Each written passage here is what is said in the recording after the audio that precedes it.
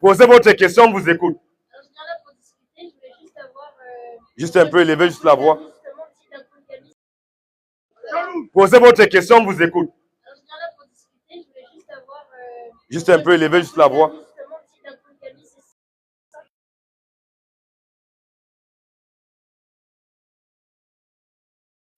C'est une bonne chose. On veut te montrer ça dans les Écritures. Que ça soit dans l'Ancien, dans le Nouveau Testament, il n'y a pas de problème.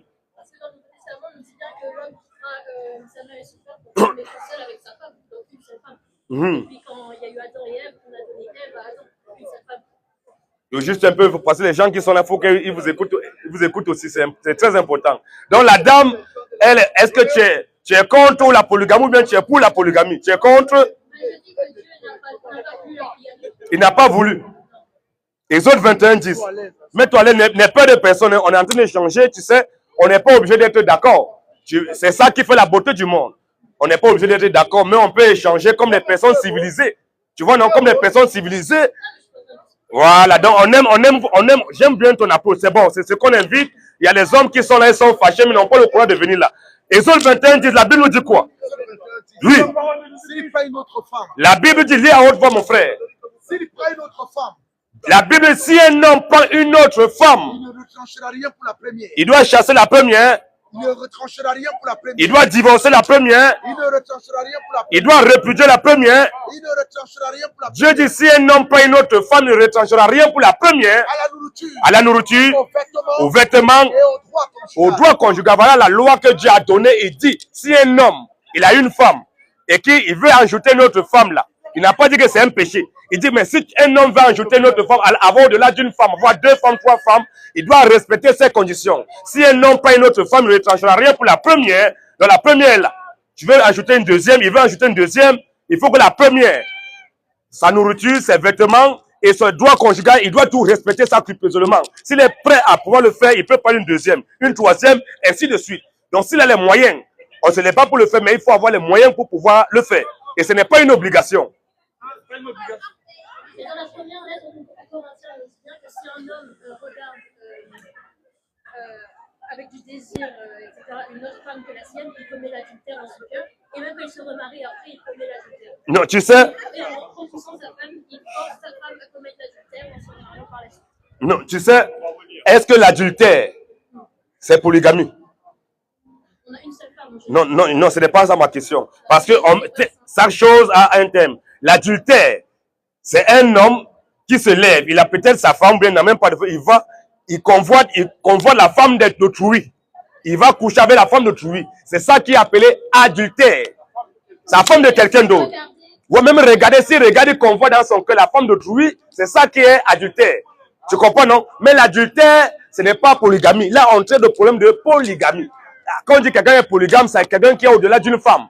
On est d'accord, non? C'est ça la polygamie. Là, il ne faut pas qu'on ne traite pas histoire d'adultère. Sinon, adultère, Lévitique 20, le verset 10, qu'est-ce que la Bible nous dit? Lévitique 20, 10, la Bible nous dit quoi? C'est la loi. C'est ça l'adultère. On va expliquer c'est quoi l'adultère. La polygamie, c'est quoi? Lévitique 20, le verset 10, oui.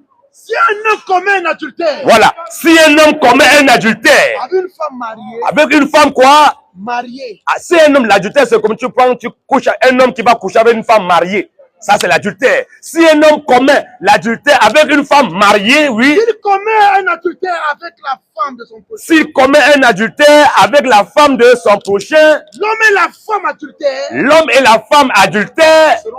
Ça, c'est l'adultère. Là, on ne parle pas de l'adultère. Voilà l'adultère. Donc, un homme qui se lève, il va y coucher avec la femme d'un autre. Ça, c'est ça qui est appelé l'adultère. Mais nous, on parle de polygamie. On dit que la polygamie. Hein?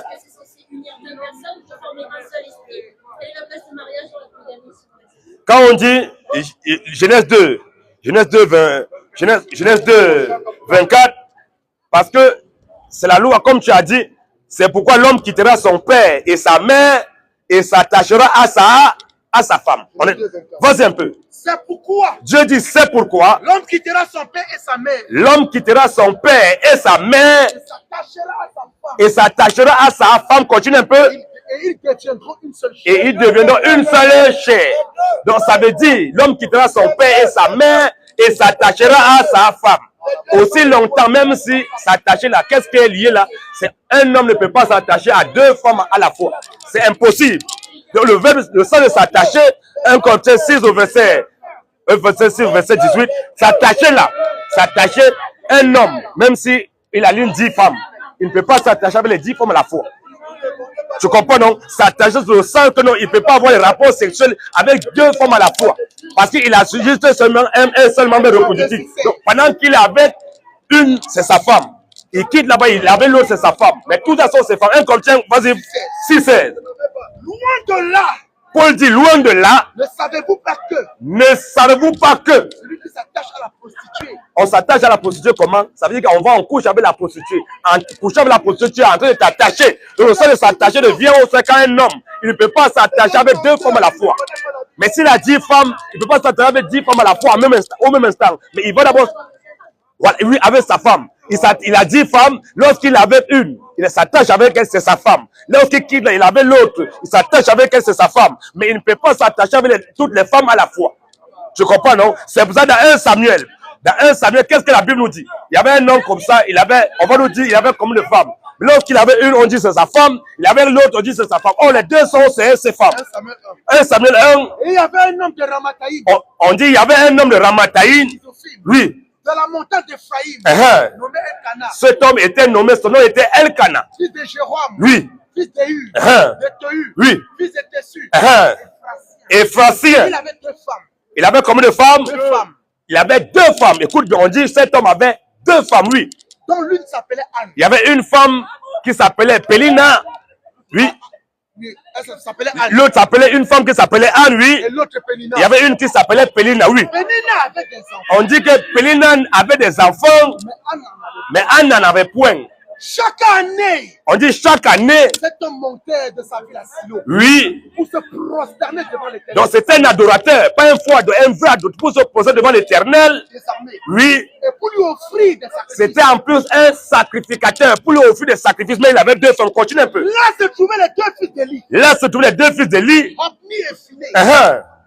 Hopni et Phiné, Oui. sacrificateur de l'Éternel. Le jour où Elkana On dit le jour où Elkana offrait son sacrifice, offrait son sacrifice, il donna des portions à Pénina. Elkana donnait.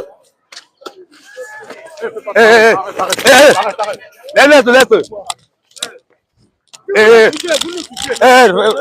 C'est quoi? Reste là-bas. C'est bon. Mon frère, pourquoi tu déchires la Bible? C'est bon, laisse. Faut payer la Bible. C'est quoi? Pourquoi? Reculez là-bas. Reculez là-bas. Non, c'est bon, Faut payer la Bible. C'est bon. Laisse, c'est bon, place. On ne veut pas le trouver. Bon, laisse. On va laisse. Occupe-toi les trucs là-bas, vas-y. Restez là-bas. Reculez là-bas.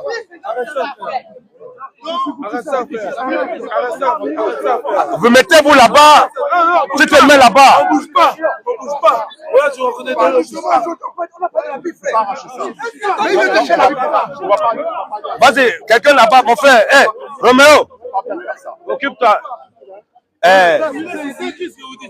Vas-y, laisse. Va t'occuper là-bas, Vas-y, va fumer ton joint là-bas, vas fumer ton joint. J'ai dit encore, je répète. Vas-y, doucement. On dit que l'islam c'est la religion de Dieu. Je dis, je répète encore, l'islam c'est la religion de Satan. Je voudrais juste dire quelque chose. Allez vous plaindre en police. Ok, on vous regarde, nous on dit rien. Mais Faut filmer, mon frère, filmer. C'est bon. à l'islam, vous allez voir. Vos caméras, Il y a quelques chutes que la dame doit. Oui, non, on va continuer. C'est bon, laisse, mon frère. Abba l'islam. Non, mais attendez. Est-ce que. Attendez. Tu restes là-bas, tu fais tes trucs là-bas. Ou là. Là-bas. Après l'islam, vous êtes quoi là-bas? Vous êtes sérieux? Donc on y va encore, mon frère, vas-y. La Bible nous dit quoi? parlez de votre Bible. Va te placer là-bas, c'est pas toi qui me dis, c'est qu'on va parler. Va te placer là-bas.